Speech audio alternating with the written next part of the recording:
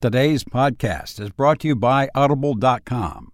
Get a free audiobook download and 30-day free trial at www.audibletrial.com/adventures in audio. Over 150,000 titles to choose from for your iPhone, Android, Kindle, or MP3 player. Welcome to Adventures in Audio, a podcast featuring short stories by authors like Edgar Allan Poe, H.P. Lovecraft, and others.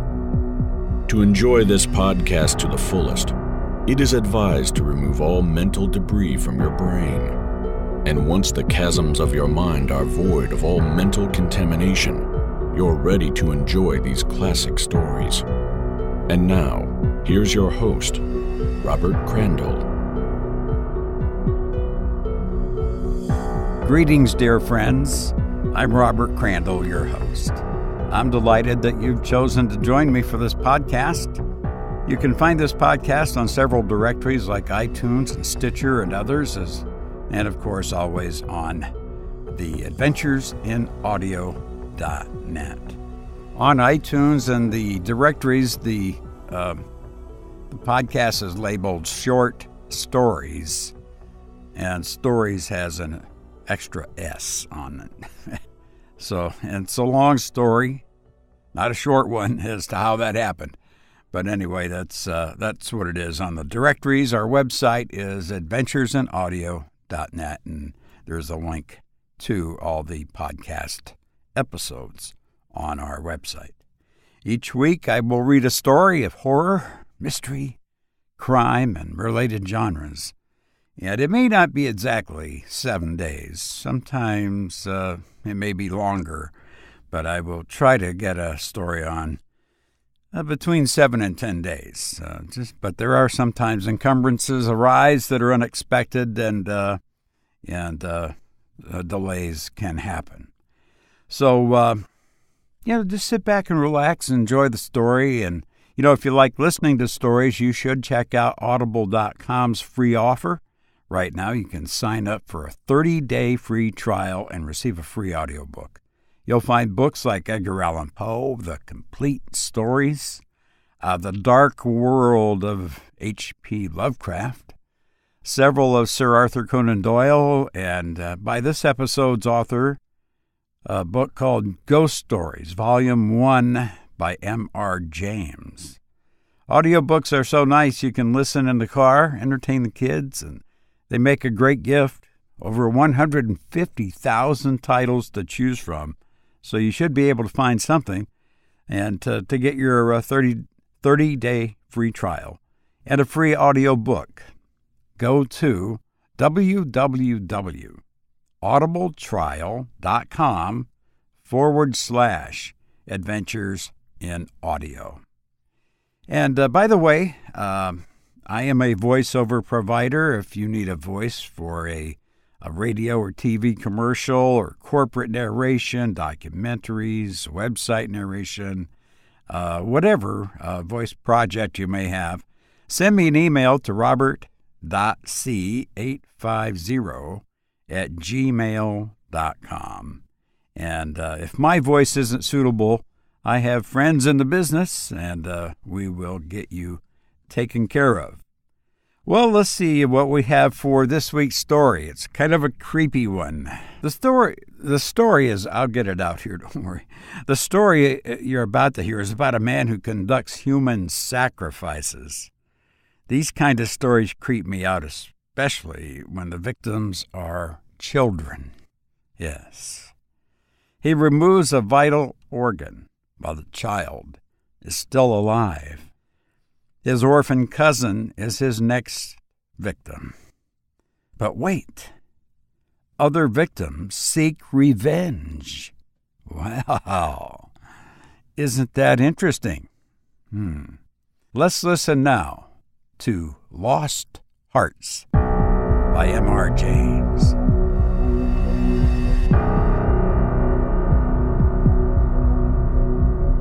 It was, as far as I can ascertain, in September of the year 1811 that a postchaise drew up before the door of Aswarby Hall.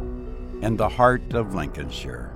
The little boy who was the only passenger in the chase, and who jumped out as soon as it had stopped, looked about him with the keenest curiosity during the short interval that elapsed between the ringing of the bell and the opening of the hall door. He saw a tall, square, red-brick house, built in the reign of Anne. A stone-pillared porch had been added in the pure classical style of 1790. The windows of the house were many, tall and narrow, with small panes and thick white woodwork. A pediment pierced with a round window crowned the front. There were wings to the right and left, connected by curious glazed galleries supported by colonnades with the central block. These wings plainly contained the stables and offices of the house. Each was surmounted by an ornamental cupola with a gilded vane. An evening light shone on the building, making the window panes glow like so many fires. Away from the hall in front stretched a flat park studded with oaks and fringed with firs, which stood out against the sky. The clock in the church tower, buried in trees on the edge of the park, only its golden weathercock catching the light, was striking 6, and the sound came gently beating down the wind. It was altogether a pleasant impression, though tinged with a sort of melancholy appropriate to an evening in early autumn, that was conveyed to the mind of the boy, who was standing in the porch waiting for the door to open to him. The post-chaise had brought him from Warwickshire, where 6 months before he had been left an orphan. Now, owing to the generous offer of his elderly cousin, Mr. Abney, he had come to live at Aswarby. The offer was unexpected because all who knew anything of Mr. Abney looked upon him as somewhat an austere recluse, into whose steady-going household the advent of a small boy would import a new and, it seemed, incongruous element. The truth is that very little was known of Mr. Abney's pursuits or temper. The professor of Greek at Cambridge had been heard to say that no one knew more of the religious beliefs of the latter pagans than did the owner of Aswarby. Certainly his library contained all the then available books bearing the mysteries, the Orphic poems, the worship of Mithras, and the Neoplatonists. In the marble-paved hall stood a fine group of Mithras slaying a bull, which had been imported from the Levant at great expense by the owner. He had contributed a description of it to the Gentleman's Magazine, and he had written a remarkable series of articles in the Critical Museum on the superstitions of the Romans of the Lower Empire. He was looked upon, in fine, as a man wrapped up in his books, and it was a matter of great surprise among his neighbors that he should ever have heard of his orphan cousin Stephen Elliott, much more than he should have volunteered to make him an inmate at Aswarby Hall. Whatever had been expected by his neighbors, it is certain that Mr. Abney, the tall, the thin, the austere, seemed inclined to give his young cousin a kindly reception. The moment the front door was open, he darted out of his study, rubbing his hands with delight. "How are you, my boy? How are you? How old are you?" said he. "That is, you're not too much tired, I hope, by your journey to eat your supper?" "No, thank you, sir," said Master Elliot. "I'm pretty well." "That's good, lad," said Mr. Abney. "How old are you, my boy?" It seemed a little odd that he should have asked the question twice in the first 2 minutes of their acquaintance. "I'm 12 years old next birthday, sir," said Stephen. "And when is your birthday, my dear boy? 11th of September, eh? That's well, that's very well. Nearly a year hence, isn't it? I like to get these things down in my book. Sure it's 12. Certain." "Yes, quite sure, sir." Well, Take him to Mrs. Bunch's room, Parks, and let him have his tea, supper, whatever it is." "Yes, sir," answered the staid Mr. Parks, and he conducted Stephen to the lower regions.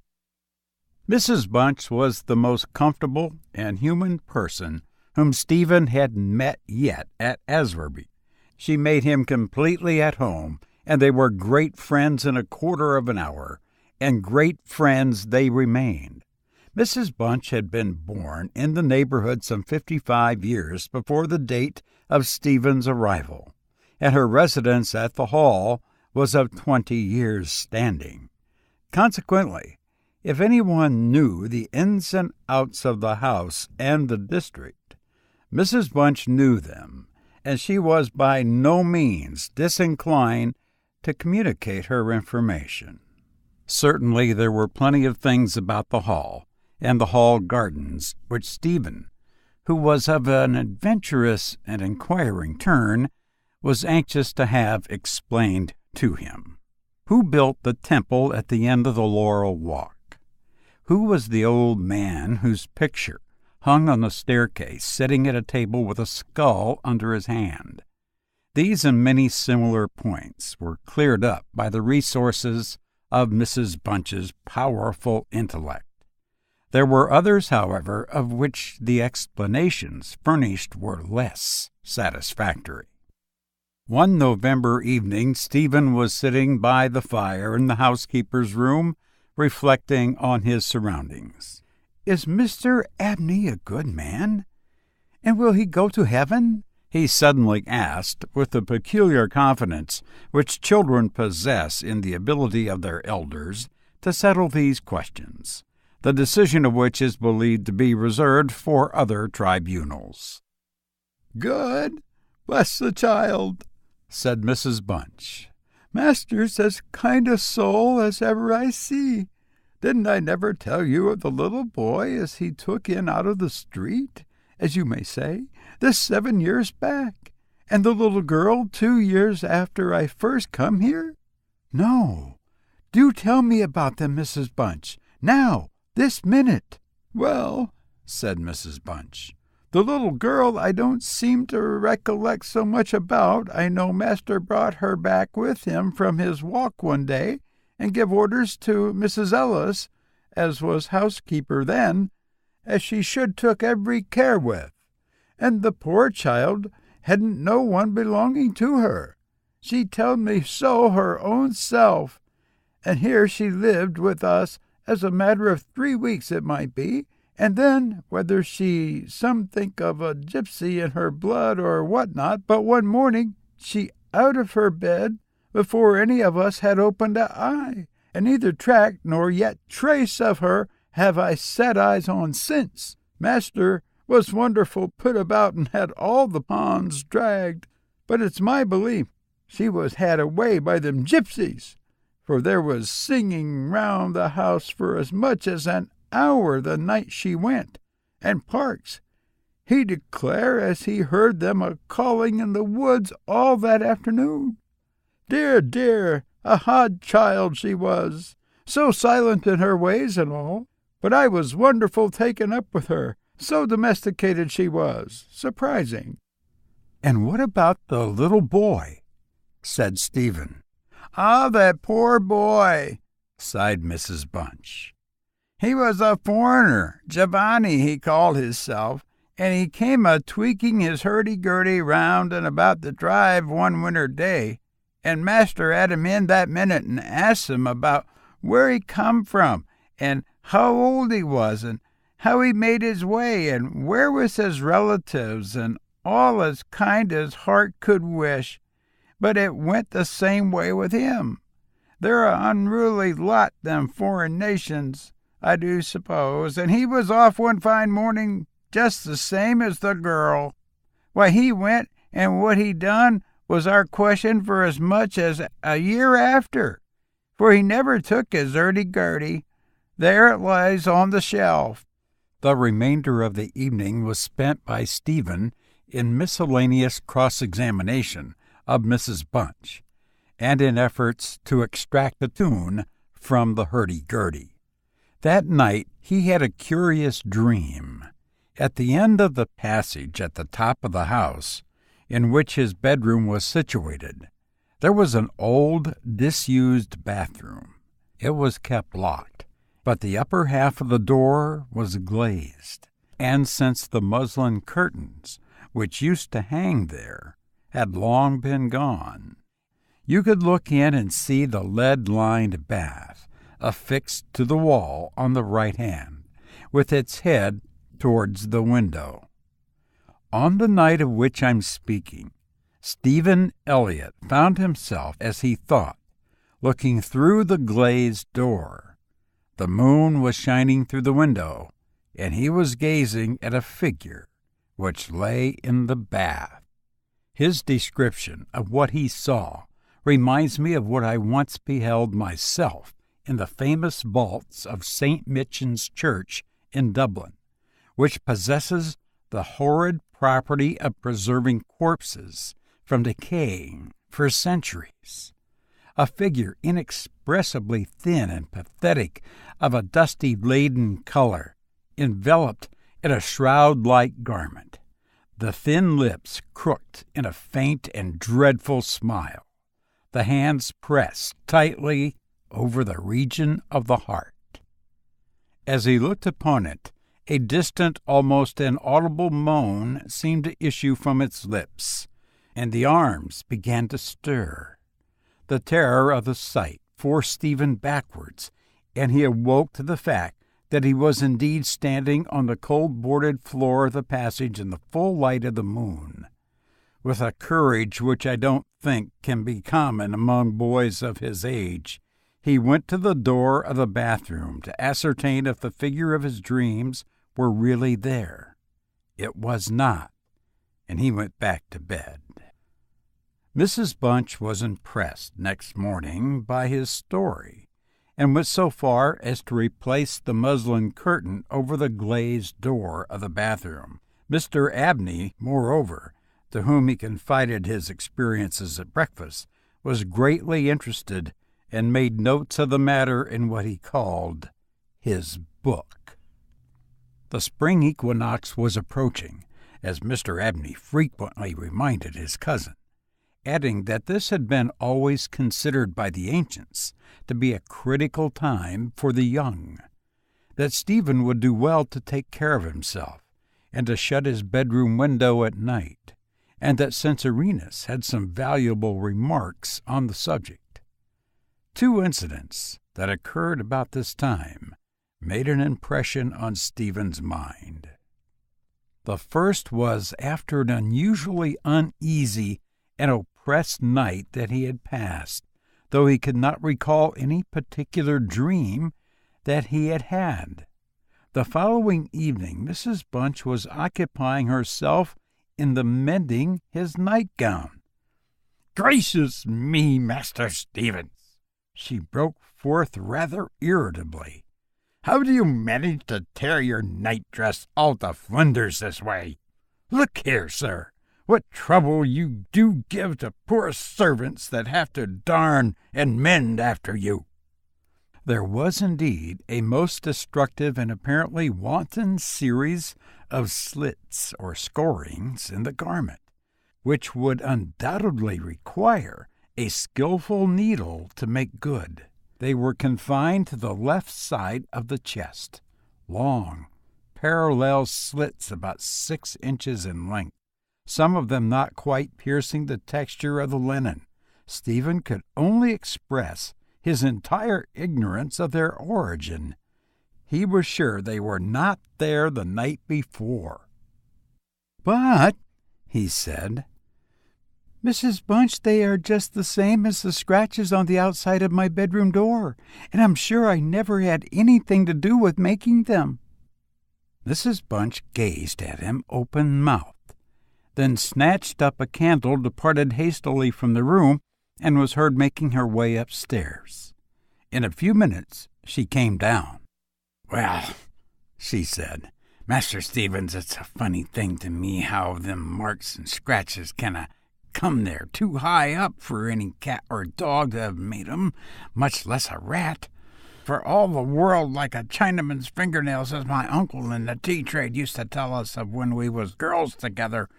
I wouldn't say nothing to Master if I was you, Master Stephen, my dear, and just turn the key of the door when you go to your bed. I always do, Mrs. Bunch, as soon as I've said my prayers. Ah, that's a good child. Always say your prayers, and no one can hurt you. Herewith Mrs. Bunch addressed herself to mending the injured nightgown, with intervals of meditation until bedtime. This was on a Friday night in March 1812. On the following evening, the usual duet of Stephen and Mrs. Bunch was augmented by the sudden arrival of Mr. Parks, the butler, who, as a rule, kept himself rather to himself in his own pantry. He did not see that Stephen was there. He was, moreover, flustered and less slow of speech than was his wont. "Master may get up his own wine, if he likes, of an evening," was his first remark. "Either I do it in the daytime or not at all. Mrs. Bunch, I don't know what it may be. Very like it's the rats or the wind got into the cellars. But I'm not so young as I was, and I can't go through with it as I have done." "Well, Mr. Parks, you know it is a surprising place for the rats, is the hall." "I'm not denying that, Mrs. Bunch. And to be sure, many a time I've heard the tale from the men in the shipyards about the rat that could speak. I never laid no confidence in that before, but tonight, if I'd demeaned myself to lay my ear to the door of the further bin, I could pretty much have heard what they was saying." "Oh, there, Mr. Parks, I have no patience with your fancies. Rats talking in the wine cellar, indeed." "Well, Mrs. Bunch, I have no wish to argue with you. All I say is, if you choose to go to the far bin and lay your ear to the door, you may prove my word this minute." "What nonsense to talk, Mr. Parks. Not fit for children to listen to. You'll be frightening Master Stephen there out of his wits." "What, Master Stephen?" said Mr. Parks, awaking to the consciousness of the boy's presence. "Master Stephen knows well enough when I'm playing a joke with you, Mrs. Bunch." In fact, Master Stephen knew much too well to suppose that Mr. Parks had in the first instance intended a joke. He was interested, not altogether pleasantly, in the situation, but all his questions were unsuccessful in inducing the butler to give any more detailed account of his experiences in the wine cellar. We have now arrived at March 24, 1812. It was a day of curious experiences for Stephen. A windy, noisy day, which filled the house and the gardens with a restless impression. As Stephen stood by the fence of the grounds and looked out into the park, he felt as if an endless procession of unseen people were sweeping past him on the wind, borne on resistlessly and aimlessly, vainly striving to stop themselves, to catch at something that might arrest their flight and bring them once again into contact with the living world of which they had formed a part.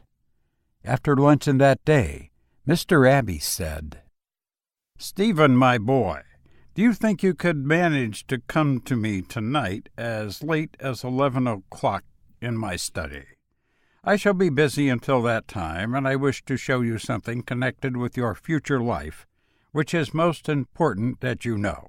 You are not to mention this matter to Mrs. Bunch, nor to anyone else in the house, and you had better go to your room at the usual time." Here was a new excitement added to life. Stephen eagerly grasped at the opportunity of sitting up until 11 o'clock. He had looked at the library door on his way upstairs that evening, and saw a brazier, which he had often noticed in the corner of the room, moved out before the fire, and an old silver-gilt cup stood on the table, filled with red wine, and some written sheets of paper lay near it. Mr. Abney was sprinkling some incense on the brazier from a round silver box, legs as Stephen passed, but did not seem to notice his step. The wind had fallen, and there was a still night and a full moon. At about 10 o'clock, Stephen was standing at the open window of his bedroom, looking out over the country. Still as the night was, the mysterious population of distant moonlit woods was not yet lulled to rest. From time to time, strange cries, as of lost and despairing wanderers, sounded from across the mere. They might be of notes of owls or water birds, yet they did not quite resemble either sound. Were not they coming nearer? Now they sounded from the nearer side of the water, and in a few moments they seemed to be floating about among the shrubberies. Then they ceased. But just as Stephen was thinking of shutting the window and resuming his reading of Robinson Crusoe, he caught sight of two figures standing on the gravelled terrace that ran along the garden side of the hall. The figures of a boy and a girl. As it seemed, they stood side by side, looking up at the windows. Something in the form of the girl recalled irresistibly his dream of the figure in the bath. The boy inspired him with more acute fear. Whilst the girl stood half smiling, with her hands clasped over her heart, the boy, a thin shape with black hair and ragged clothing, raised his arms in the air with an appearance of menace and of unappeasable hunger and longing. The moon shone upon his almost transparent hands, and Stephen saw that the nails were fearfully long, and that the light shone through them. As he stood with his arms thus raised, he disclosed a terrifying spectacle. On the left side of his chest there was an opened, black, and gaping rent, and there fell upon Stephen's brain, rather than upon his ear, the impression of one of those hungry and desolate cries that he had heard resounding over the woods of Asbury all that evening.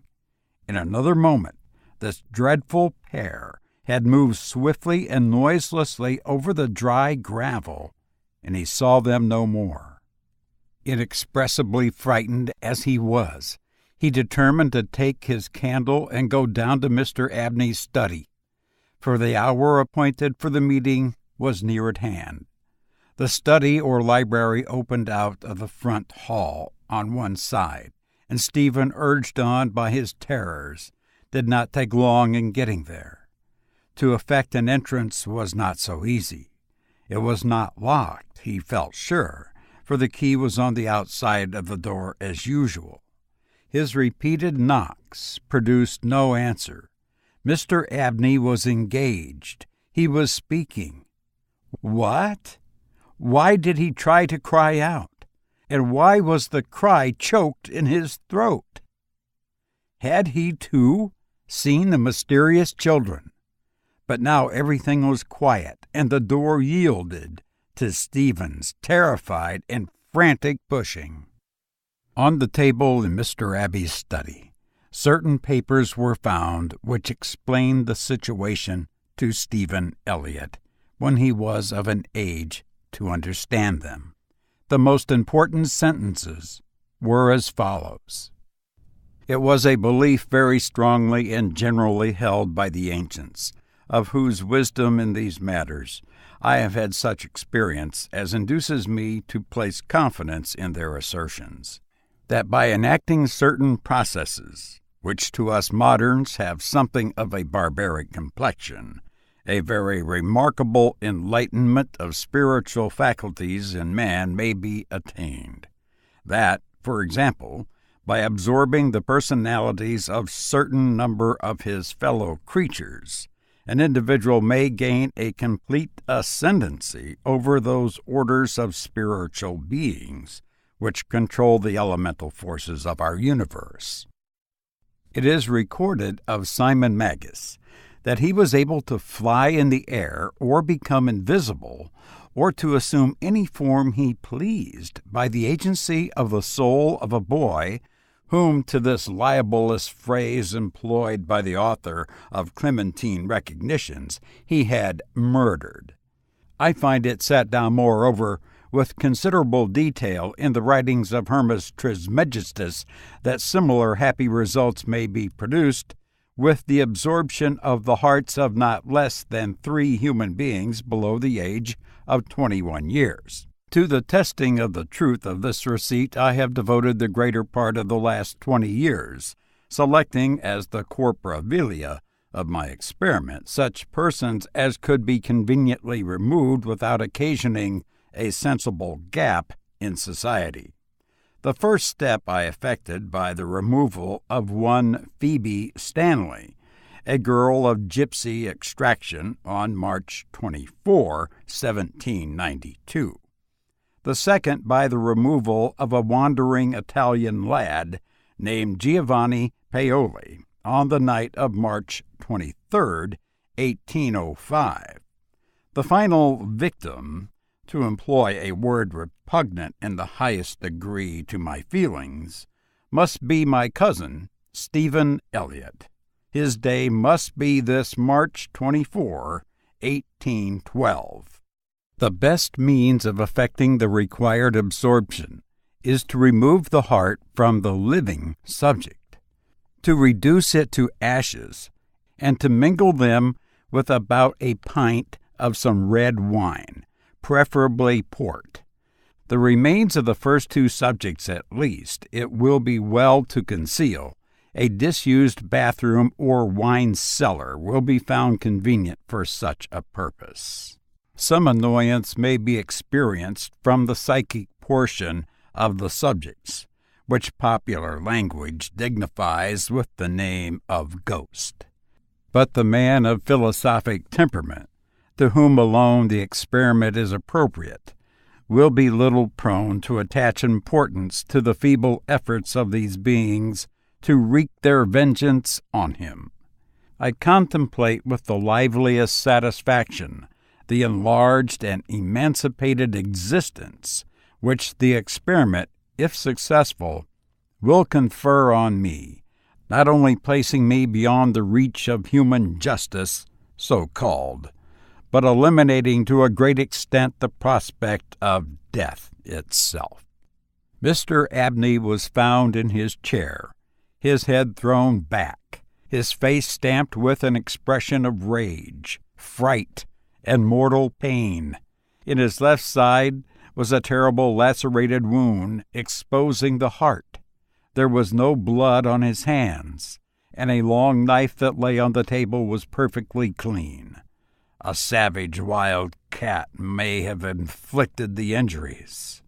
The window of the study was open, and it was the opinion of the coroner that Mr. Abney had met his death by the agency of some wild creature. But Stephen Elliott's study of the papers I have quoted led him to a very different conclusion. You've been listening to Lost Hearts by M.R. James. Now that the mental debris has been removed and the chasms of your mind have been purged of contamination and restored with substance, you are ready to rejoin the living. Caution is advised. I hope you'll visit again soon, and I hope all is well. Thank you.